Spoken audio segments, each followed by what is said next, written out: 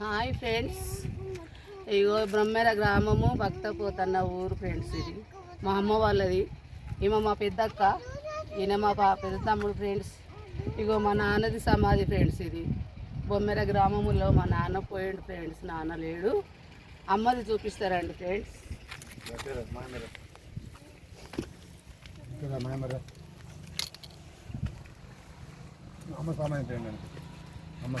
ఇది మా అమ్మ సమాధి ఫ్రెండ్స్.